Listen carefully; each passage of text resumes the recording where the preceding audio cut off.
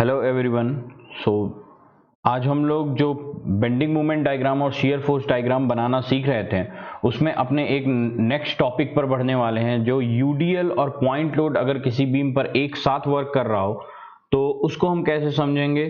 तो इस प्रॉब्लम को ध्यान से समझिएगा। अगर आपको ये कॉन्सेप्ट क्लियर हो गया, इसकी जो मैं न्यूमेरिकल आपको समझाऊंगा, तो ये मानकर चलिए कि आपको काफ़ी कुछ समझ में आना स्टार्ट हो जाएगा। ठीक है, तो उसके पहले मैं आपको एक बार साइन कन्वेंशन आपका रिवाइज करवाना चाह रहा हूं।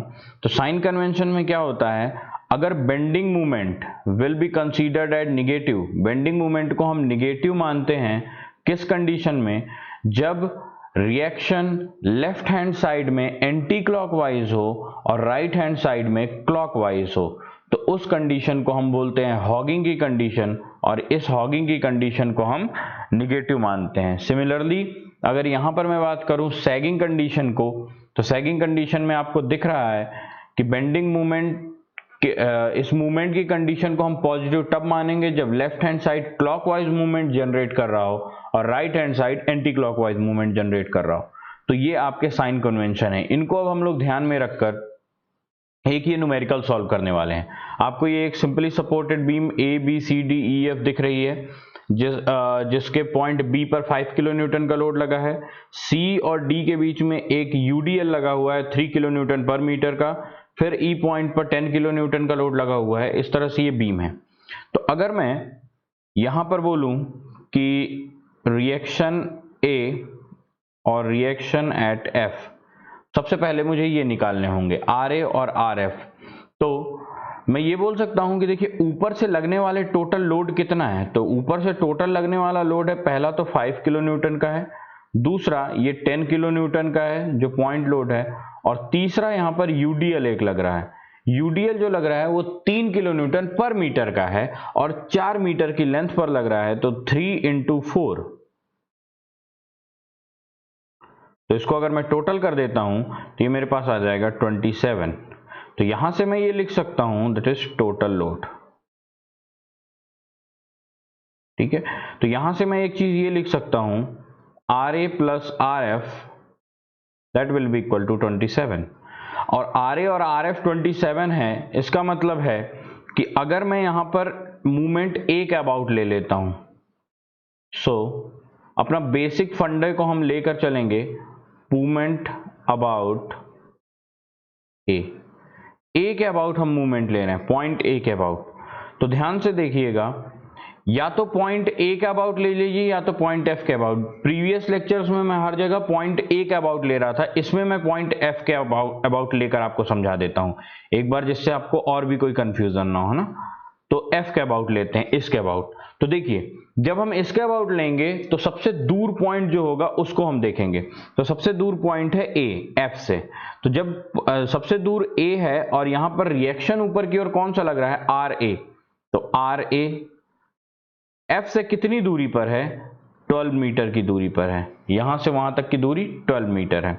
ठीक है, इक्वल टू क्यों, क्योंकि ये क्लॉकवाइज मूवमेंट जनरेट कर रहा है ऊपर की ओर, तो ये पॉजिटिव है। बाकी सारे लोड नीचे की ओर लगने वाले हैं जो होंगे निगेटिव। तो हम निगेटिव या तो लिख लें या तो इक्वल टू को उधर साइड लिख लें। तो अगला जो लोड है वो है 5 किलो न्यूटन का। कितनी दूरी पर, एफ से ही सब लेंगे, जब जिससे अबाउट हम मूवमेंट लेते हैं वहीं से, तो 9 मीटर की दूरी पर। सिमिलरली प्लस अब आया हमारा यूडीएल। तो यूडीएल हम कैसे लगते हैं, 3 × 4 इंटू कितनी दूरी पर, 6 मीटर की दूरी पर, प्लस 10 किलो न्यूटन का लोड 1 मीटर की दूरी पर।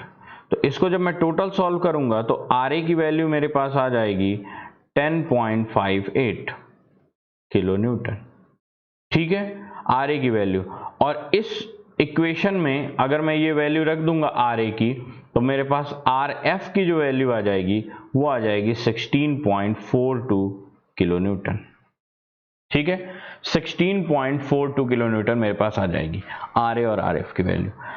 अब अगर मैं शियर फोर्स डायग्राम ड्रॉ करूं तो ध्यान से देखिएगा, अगर मैं शियर फोर्स डायग्राम ड्रॉ करूं तो मुझे ए पर वैल्यू पता है और मुझे एफ पर वैल्यू पता है।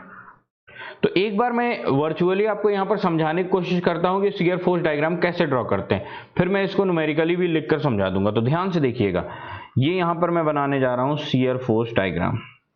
तो शियर फोर्स डायग्राम देखिए, ए पॉइंट पर कितना लोड आ रहा है 10.58। तो मैं मान लेता हूं कि ये यहां से 10.58, ठीक है, यहां से ये मेरा हो गया 10.58, ठीक है। अब 10.58 यहां पर हो गया, यहां से यहां तक पॉइंट बी तक कोई भी लोड नहीं लग रहा है, तो इसको मैं स्ट्रेट लाइन में यहां तक मिला सकता हूं। अब देखिए, पॉइंट बी पर 5 किलो न्यूटन का लोड नीचे की ओर लग रहा है, मतलब एंटी क्लॉकवाइज। मैंने साइन कन्वेंशन में आपको यही समझाया कि देखिए, ये क्लॉकवाइज मूवमेंट लग रहा है, ये एंटी क्लॉकवाइज। तो ये अगर प्लस में था तो एंटी क्लॉकवाइज जब नीचे लगेगा तो ये घटेगा। तो 10.58 में से अगर मैं 5 घटा दूं तो मेरे पास बचेगा 5.58, और ये 5.58 की वैल्यू यहां तक आ जाएगी, ठीक है। ये 5.58 मैं लिखता भी जाऊंगा साथ में, अभी लिख दूंगा। फिर 5.58 से सी पॉइंट तक अगर मैं जाऊंगा तो यहां तक हमारे पास कोई भी लोड नहीं आ रहा, इसलिए ये एक स्ट्रेट लाइन। अब देखिए, पॉइंट सी और डी पर लग रहा है, सी से डी के बीच में एक यूडीएल लग रहा है। यूडीएल कितने इंटेंसिटी का लग रहा है? तो हमारा लग रहा है 4 × 3 12 इंटेंसिटी का। किधर की ओर? नीचे की ओर। यूडीएल नीचे की ओर वर्क कर रहा है, तो 4 × 3 मीन्स 12। तो 5.58 माइनस 12 तो आएगा -6.42, ठीक है। क्या आएगा? -6.42। अगर मैं वैल्यूज यहां पर लिखना चाहूं तो ये मेरी वैल्यू है 10.58, यहां पर वैल्यू भी है, यहां पर भी है 10.58, यहां पर है 5.58, 5 घट गया इससे।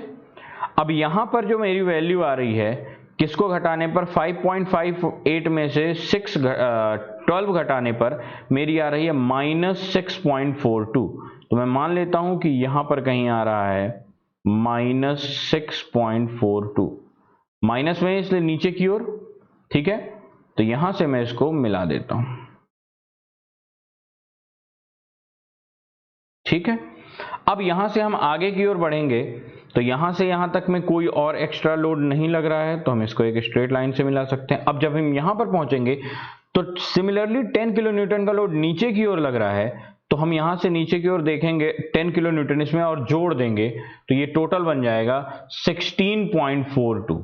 तो 16.42 यहां तक हम मिला देंगे और आप देख पा रहे हो ये आ जाएगी वैल्यू 16.42। और आप सिमिलरली यहां पर देख भी पा रहे हैं कि ये जो वैल्यू है आर एफ की, जो एफ पर है, ये प्लस का 16.42 है, तो इसको मैं प्लस का 16.42 वापस मिला दूंगा तो ये मेरा एक शियर फोर्स डायग्राम बन जाएगा। समझ में आया कैसे मैंने किया? ठीक है। अब मैं इसे एक बार आपको समझा भी देता हूं न्यूमेरिकली कि मैंने किया क्या। देखिए ध्यान से, फॉर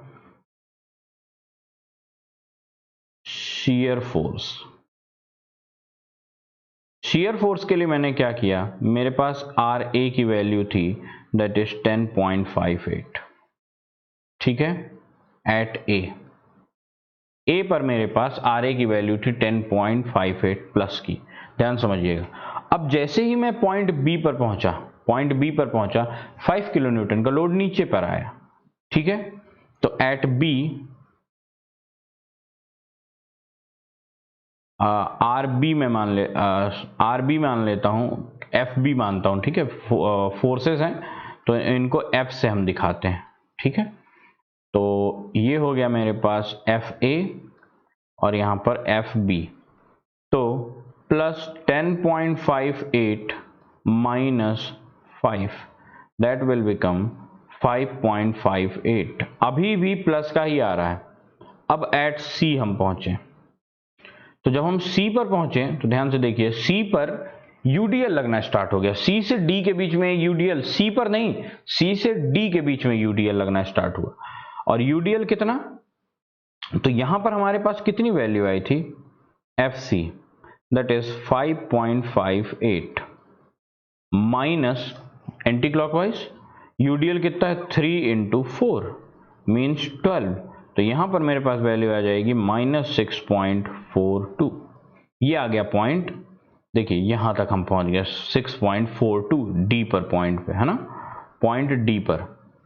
अब पॉइंट डी एफ डी में कर देता हूं, यहां पर पॉइंट डी पर हम पहुंच गए। अब डी के बाद ई के लिए हम फिर से हमने देखा कि पॉइंट ई पर देखिए क्या हो रहा है, 10 किलो न्यूटन का लोड नीचे की ओर आ रहा है, तो हमारे पास पहले से था -6.42 और नीचे की ओर आ रहा है इसलिए 10, so this will become -16.42।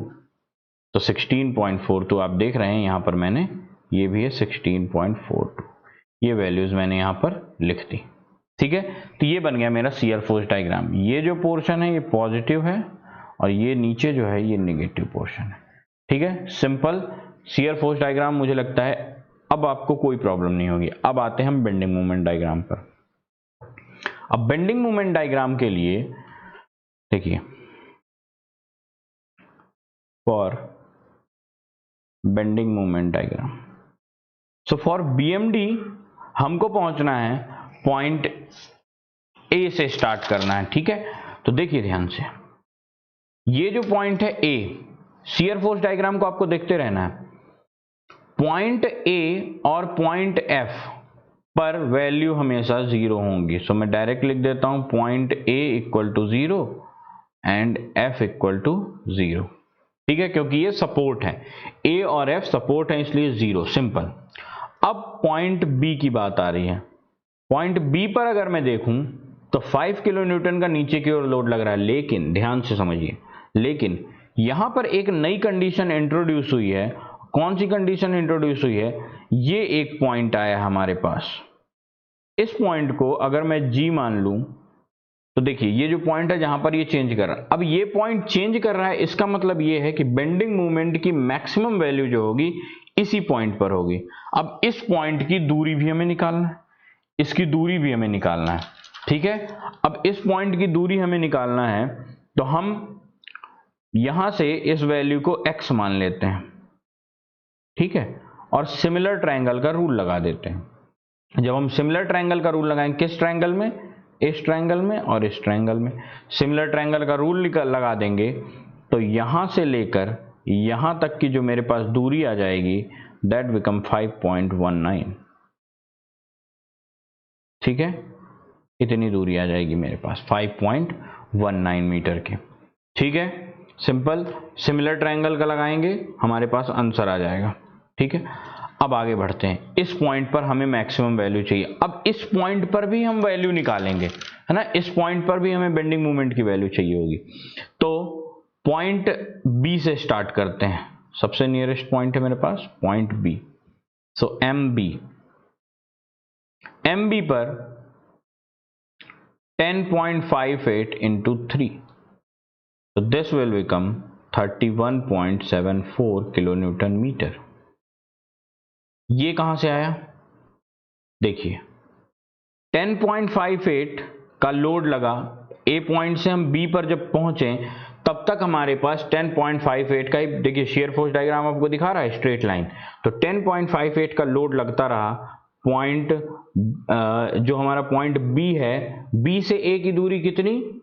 3 metre, इसलिए 3 का मल्टीप्लाई किया गया। अब हम पहुंचे पॉइंट सी पर। ठीक है, so that is M C. 10.58 कितनी दूरी तक लगेगा? 4 मीटर की दूरी तक, क्योंकि 1 मीटर उधर की ओर बढ़ गया, माइनस 5 किलो न्यूटन का लोड लग रहा है 1 मीटर तक, ये हो जाएगा 37.32 किलो न्यूटन मीटर। अब ये कैसे आया है फिगर में एक बार देखिए।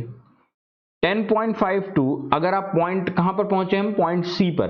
पॉइंट सी से आप देखिए पॉइंट ए को, तो 10.58 की 58 जो आर ए है वो सी से कितनी दूरी पर है? 4 मीटर की दूरी पर है, तो इसलिए 10.58 मल्टीप्लाइड बाई 4 माइनस, क्यों? क्योंकि आर ए ऊपर की ओर लग रहा था, क्लॉकवाइज लग रहा था, और बी जो पॉइंट है 5 किलो न्यूटन नीचे की ओर लग रहा है, एंटी क्लॉकवाइज लग रहा है, इसलिए -5 इंटू 1 क्यों? क्योंकि बी और सी के बीच की दूरी है 1 मीटर।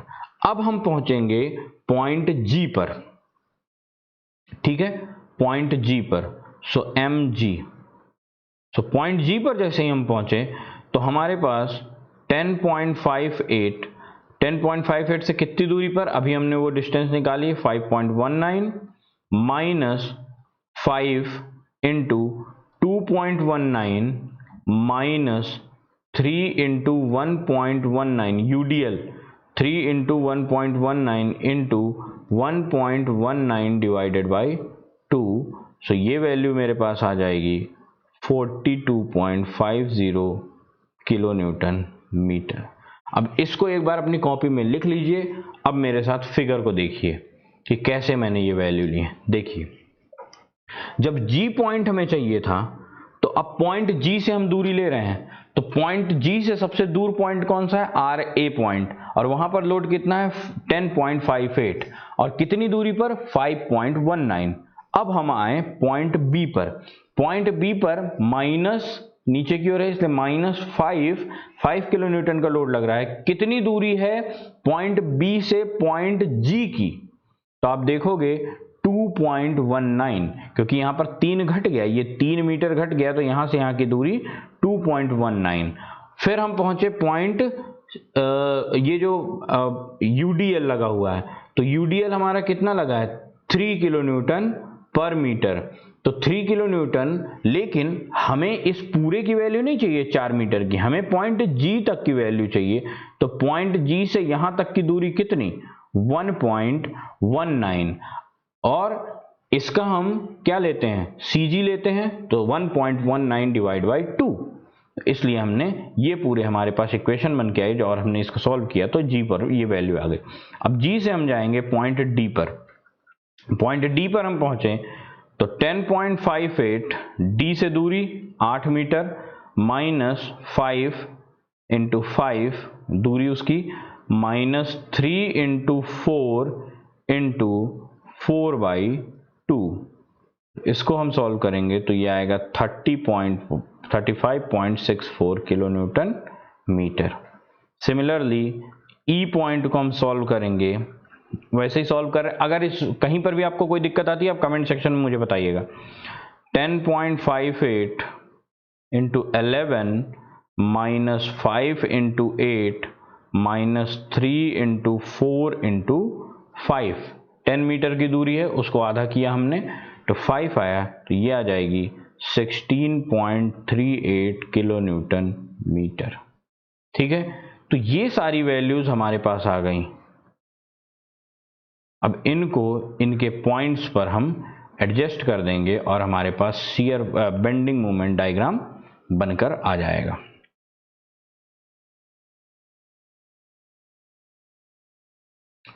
तो बेंडिंग मोमेंट डायग्राम के लिए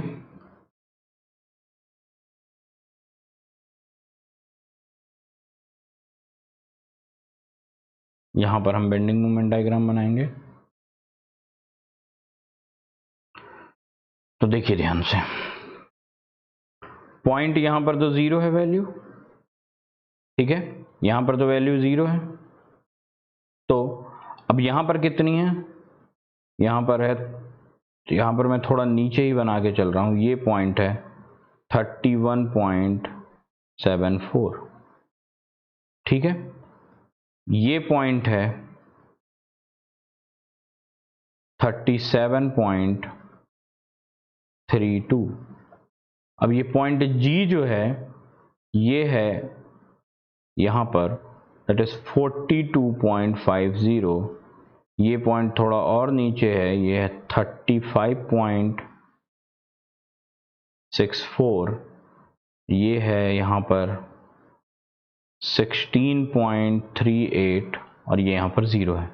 तो इसको अगर मैं मिलाऊंगा, और कैसे मिलाऊंगा, पैराबोलिक, ठीक है, ध्यान रखिएगा, ठीक है।